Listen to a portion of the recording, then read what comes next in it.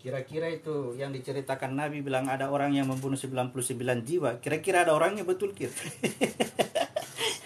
Masih orang berpikir di mana itu ada orang yang membunuh 99 jiwa, bisa-bisanya lagi hitung lagi. Padahal itu kode. Kode itu kode-kode. Sama itu kemarin pertanyaannya orang dia bilang masa dalam Al-Quran dia katakan bahwa Allah itu menampakkan bertajalli di atas bukit Tursina lalu Musa jatuh pingsan. Ahli sejarah tidak pernah mengatakan bahwa bukit Tursina pernah hancur, itu tidak pernah. Memang bukan di sana kejadiannya. Sampai sekarang masih utuh. Itu bahasa-bahasa kode. Al-Baqarah 245. 245. Barang siapa meminjami Allah dengan pinjaman yang baik, maka Allah melipat gandakan ganti kepadanya dengan banyak. Allah menahan dan melapangkan rezeki, dan kepadanya lah kamu dikembalikan. Ya, jadi ada yang ditahan. Ada yang ditahan ketika dia memberikan pinjaman kepada Allah, dia tidak langsung memberikan balasannya, ditahan karena apa? Karena masih ada dalam hatinya pengakuan-pengakuan, ya. Jadi nanti menyerah betul baru diberikan. Jadi pentingnya adalah bahwa ya manfaatkan betul jasad itu. Serahkan betul amanah itu, meskipun masih ada pengakuan-pengakuan, masih merasa sombong bahwa saya lakukan ini, saya bantu dia. Tidak ada masalah, lakukan dulu. Tidak akan hilang itu amalanmu. Simpan. Ya, karena ada pertobatan. Begitu bertobat dikasih semua gitu nanti. Balasannya itu diganti semua itu tadi itu. Berbeda dengan yang membuat dirinya pasif, sibuk dengan kegiatan-kegiatan agama, dengar ceramah, belajar terus sampai mati. Begitu dikasih pertobatan, tidak ada perbuatan anunya, tidak ada perbuatan jasadnya, tidak ada investasi. Tidak ada investasinya. Itulah makanya dia mau pulang bersedekah. Ya, dia mau pulang. Makanya dia kembalikan aku ke dunia, saya mau bersedekah. Itu. Iya. Waktunya tidak. Ya, waktunya kita dibatasi waktu, jadi jasad itu dibatasi waktu. Lucunya karena dia mau pulang untuk bersedekah. Iya.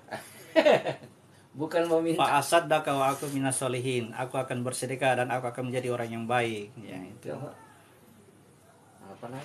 Apalagi. Oke, ayat 246. Tidakkah kamu perhatikan para pemuka Bani Israel setelah Musa wafat? Ketika mereka berkata kepada seorang nabi mereka, angkatlah seorang raja untuk kami, niscaya kami berperang di jalan Allah. Nabi mereka menjawab, jangan-jangan jika diwajibkan atasmu berperang, kamu tidak akan berperang juga. Mereka menjawab, mengapa kami tidak akan berperang di jalan Allah? Sedangkan kami telah diusir dari kampung halaman kami dan dipisahkan dari anak-anak kami. Tetapi ketika perang itu diwajibkan atas mereka, mereka berpaling kecuali sebagian kecil dari mereka. Dan Allah maha mengetahui orang-orang yang zalim. Ya, jadi ceritanya ini kita tadi belum mendapatkan hakikat diri, ya. Kita masih berproses, berupaya dalam bahasa-bahasa meminjamkan kepada Allah harta kita, ya, berarti kita masih ada di bawah ini ceritanya, ya. Kita masih ada di bawah. Lalu diperintahkanlah supaya, ya, ingat tadi Bani Israel. Siapa itu Bani Israel? Ya, bukan orang-orang Israel. Di sana itu orang tanda, itu di sana tanda nyata. Ya, Al-Quran itu cerita diri kita. Israel itu adalah apa yang ada dalam diri kita, ya. Lalu pemuka Bani Israel, ya, meminta kepada raja supaya diangkat seorang pemimpin. Meminta kepada Tuhan agar mereka diangkatkan seorang pemimpin atau seorang raja agar mereka, ya, berperang, berjihad di jalan Allah. Ya, jadi masih ada di bawah. Lalu kemudian, ya, di situ masih ada pengakuan-pengakuan. Lalu dimintalah kepada Allah, ya Allah berikan kami pemimpin yang bisa, ya, menjadikan kami berperang di jalan Allah. Berperang di jalan Allah itu bagaimana caranya supaya, ya, mampu melawan kekuatan hawa nafsunya yang tadinya membuatnya dia mengaku-mengaku. Ya, dikatakan kepada mereka, ya, jangan sampai kalau dianjurkan untuk berperang kalian ini tidak akan berperang. Dibilang, bagaimana kami tidak akan berperang sedangkan kami sudah diusir dari anak-anak kami dari sini, sudah keluar dari sini, ya. Sudah diusir dari anak-anak kami. Berarti sudah keluar dari sini masuk ke wilayah perang. Nah, ke wilayah perselisihan, pertengkaran.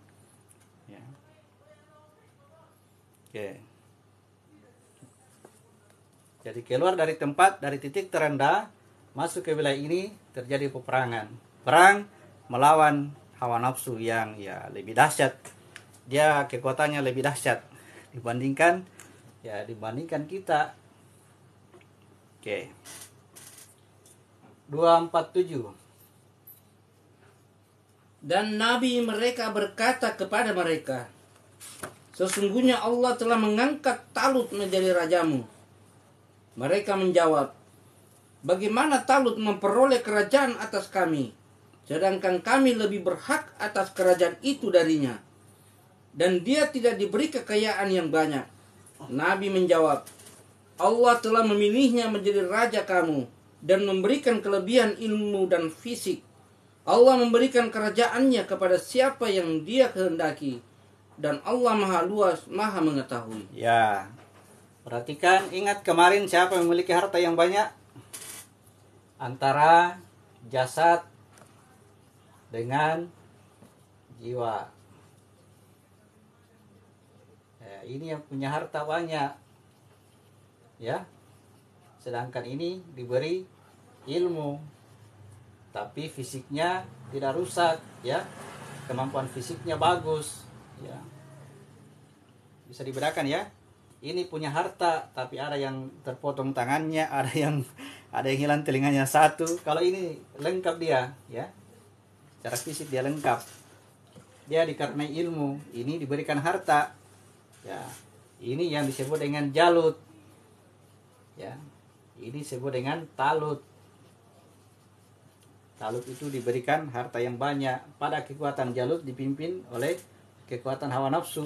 Pada ini dipimpin oleh kekuatannya ruh, kekuatan firman, kekuatan Al-Qur'an, ya. Di sini pentingnya kita dianjurkan selalu untuk baca Al-Qur'an, karena di situ kekuatannya. Semakin rajin baca Al-Qur'an, dia akan semakin kuat untuk mampu mengalahkan kekuatan hawa nafsu yang ada pada jasad. Ya. Saya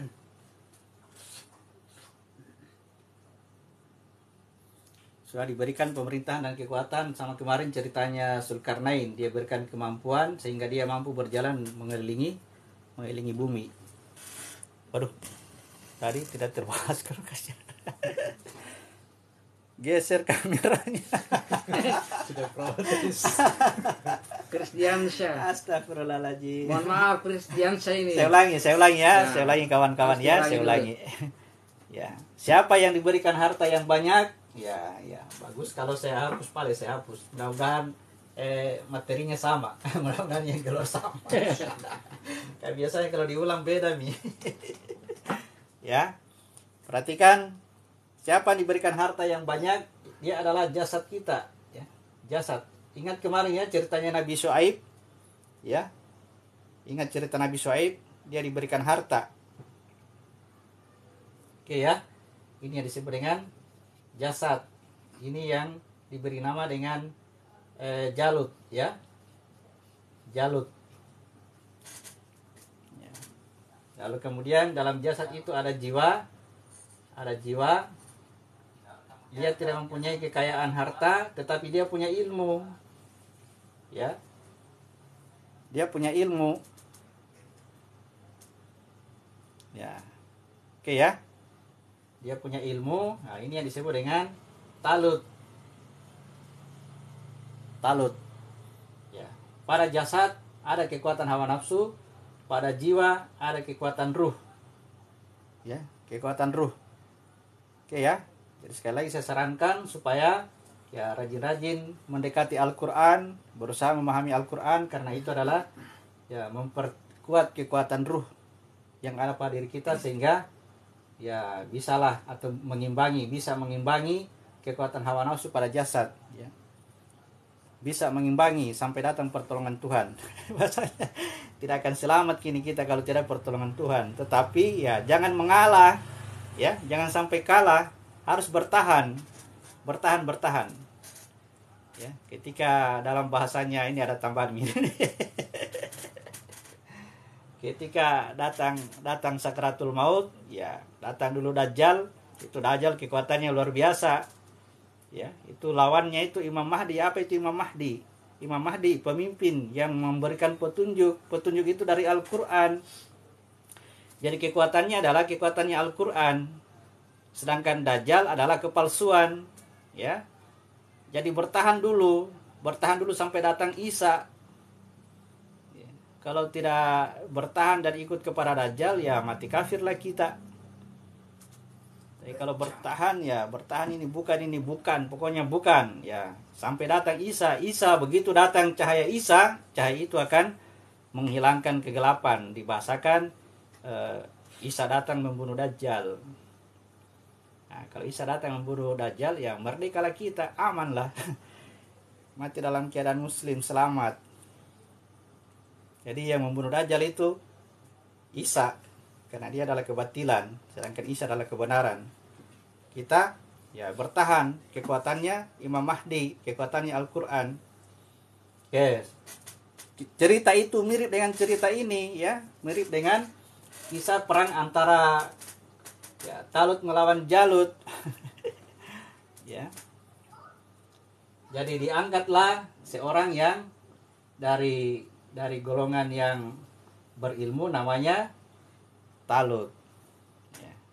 Talut ini katanya orangnya kecil-kecil, ya, karena dia seorang pemuda, ya. Ini seorang pemuda yang gagah ini. Tidak pernah tua dia ini, tidak pernah tua. Dari sejak dilahirkan sampai orangnya sudah tua sekali, dia tetap awet muda. Dilahirkan dalam keadaan muda, dilahirkan dalam keadaan tanda kutip sudah disunat, katanya. Itu kudengar kemarin, Nabi Muhammad itu ketika lahir sudah disunat, pantas nih, cocok gitu ya. Bukan tanda di sana, bukan. Baik, ayat 248. Dan Nabi mereka berkata kepada mereka, sesungguhnya tanda kerajaannya ialah datangnya tabut kepadamu, yang di dalamnya terdapat ketenangan dari Tuhanmu, dan sisa peninggalan keluarga Musa dan keluarga Harun yang dibawa oleh malaikat.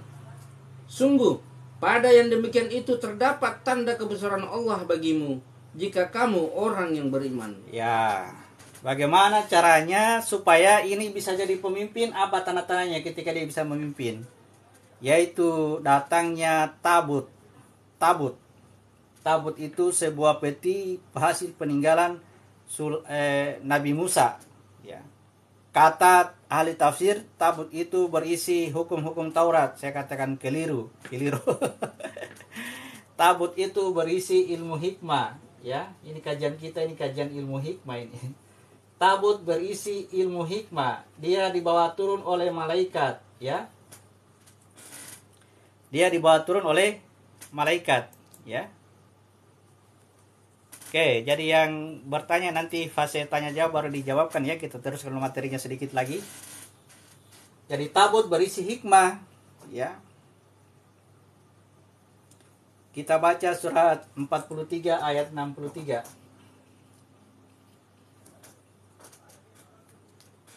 43 As-Sukhruf ayat 63. Dan ketika Isa datang membawa keterangan, dia berkata, sungguh, aku datang kepadamu dengan membawa hikmah, dan untuk menjelaskan kepadamu sebagian dari apa yang kamu perselisihkan. Maka bertakwalah kepada Allah, dan taatlah kepadaku. Ya, jadi Isa wilayah ruh sama dengan wilayah malaikat. Makanya dibilang malaikat membawa turun tabut itu, ya, itu berisi dengan hikmah. Isinya adalah menjelaskan apa yang selama ini kamu perselisihkan, ya. Bertengkar, begitu datang hikmah, selesai pertengkaran. Artinya dia mengangkat wilayah kita, dia mengangkat diri kita dari wilayah pertengkaran ini, dari wilayah pertengkaran masuk ke wilayah Isa, ke wilayah ruh, ya. Jadi ciri-ciri supaya dia bisa menjadi pemimpin ini adalah ketika dia mendapatkan ilmu hikmah tadi. Ya. Kalau belum mendapat ilmu hikmah, masih mendapat ilmu Taurat, ya masih bertengkar terus gitu. Tidak bisa memimpin kaumnya untuk menyeberang. Sibuk bertengkar, sibuk berkelahi, ya. Oke.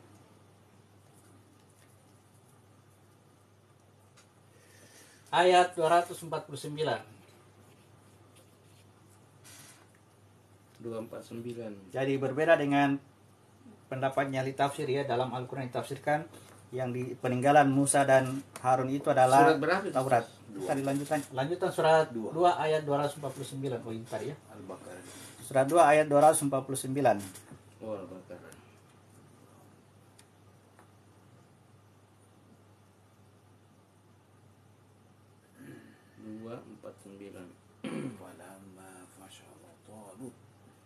Maka ketika Talut membawa bala tentaranya, dia berkata, Allah akan menguji kamu dengan sebuah sungai.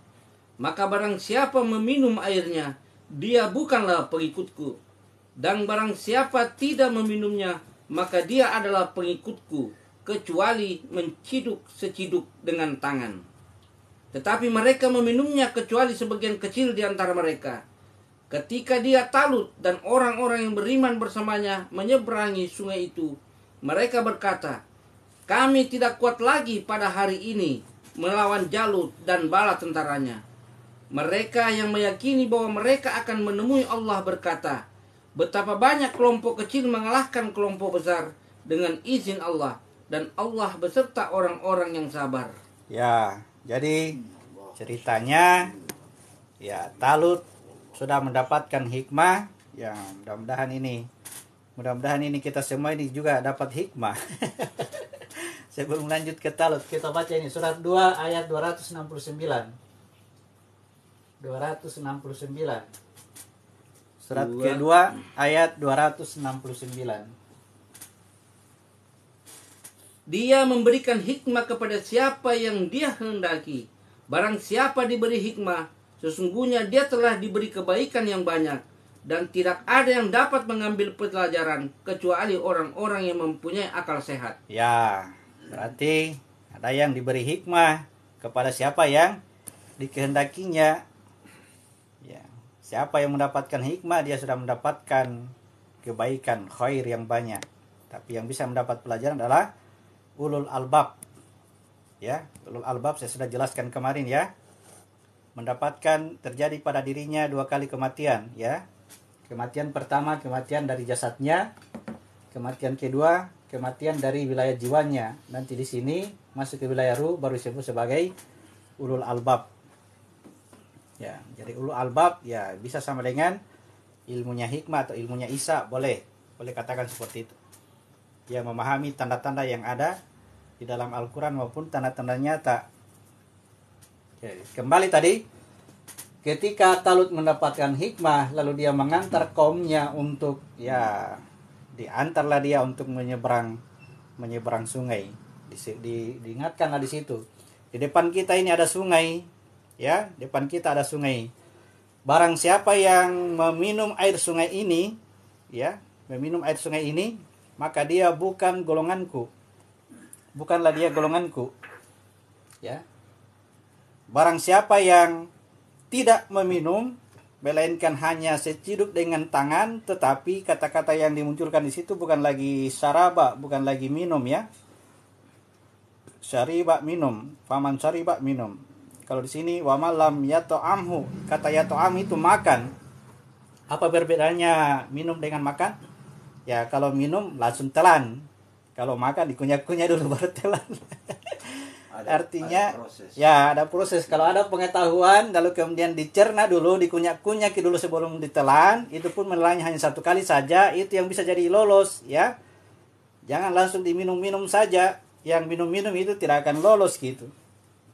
Ya. Kalau ada air di tempat ini, ada air ya. Ada sungai. Jadi jangan langsung ditelan, dikunyah dulu. Itu pun hanya 1 kali ya, sedikit. Itu yang bisa lolos, hanya untuk meloloskan diri.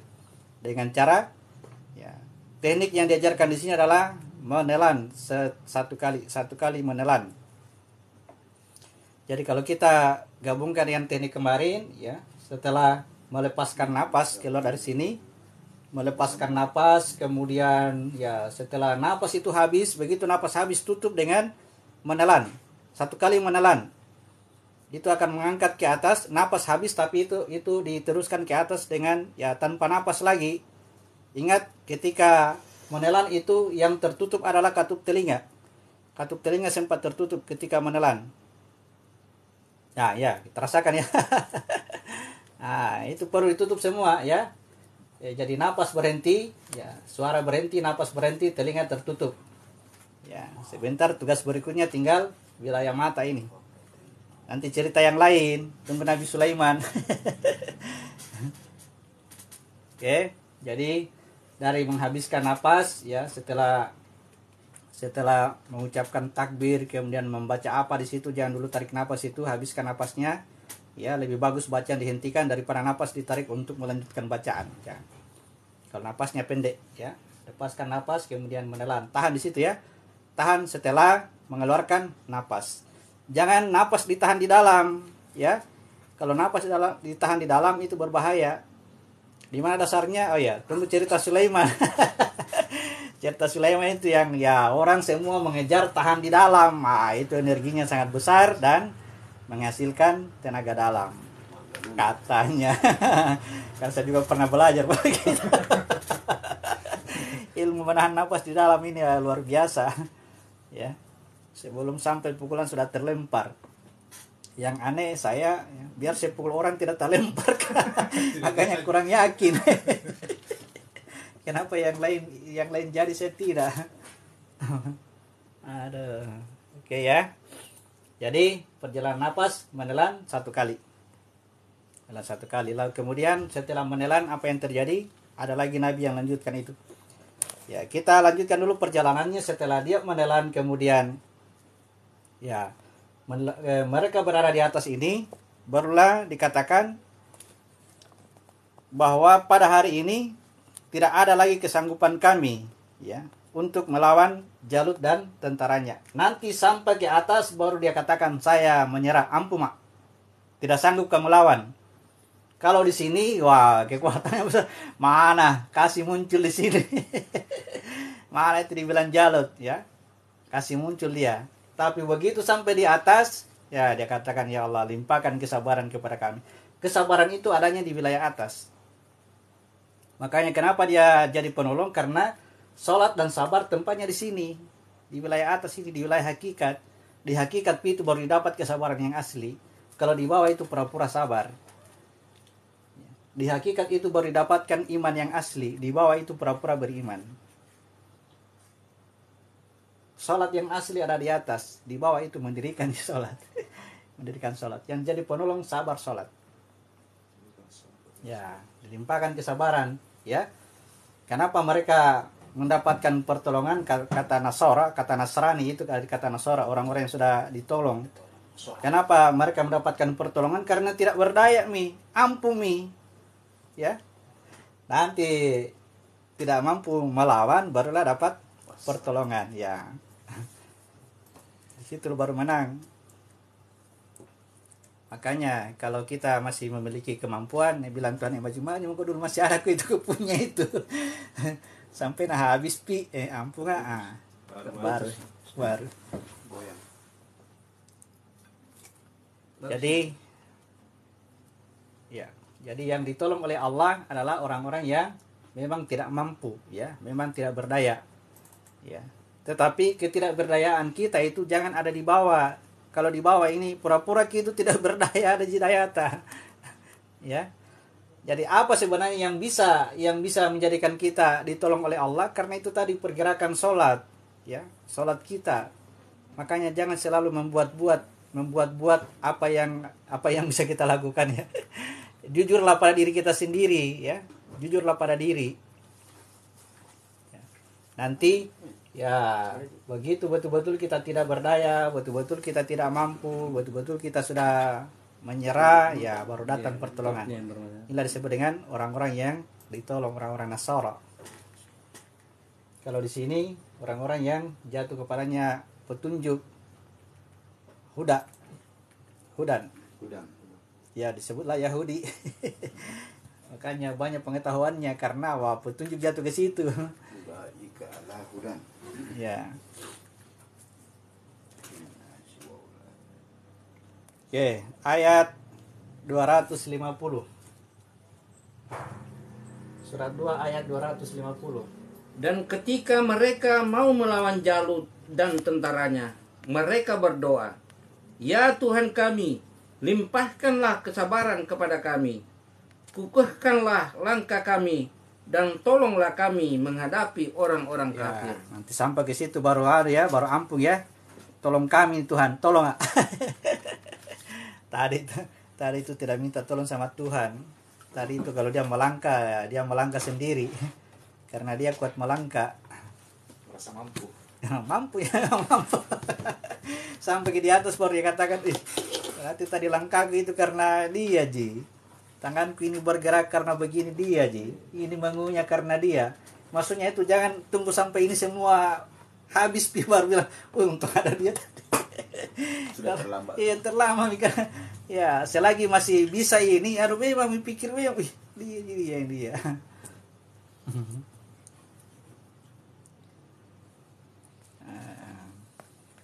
Oke, ayat 251.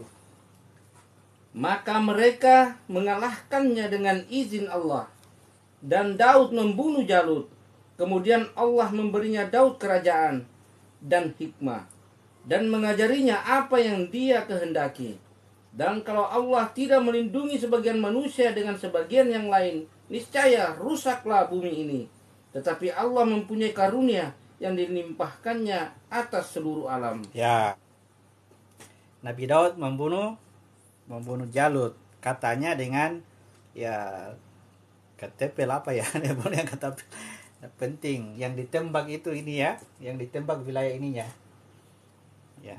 Tetapi ternyata praktek begini digunakan sama ahli kekuatan pikiran untuk menguasai pikirannya orang. Ya, dia tembak dengan entah bagaimana caranya dia lakukan, saya tidak mempelajari. Karena itu ilmunya ilmu jalur kiri ya, jalur kiri diambil. Harta rampasan perang. Ya. Dia menggunakan kekuatannya untuk mengalahkan orang itu, sehingga dia mempengaruhi apa-apa saja maunya dia ngatur.